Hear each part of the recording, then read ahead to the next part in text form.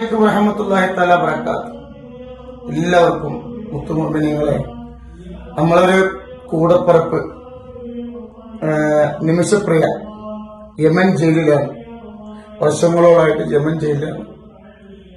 തന്നെ ഉപദ്രവിക്കാൻ വന്ന ഒരു സഹോദരനിൽ നിന്ന് രക്ഷ കിട്ടാൻ വേണ്ടിയാണ് പ്രതിരോധിച്ചത്. പക്ഷേ ഇവിടെ പ്രതിരോധം കാരണം സഹോദരൻ മരണപ്പെട്ടു.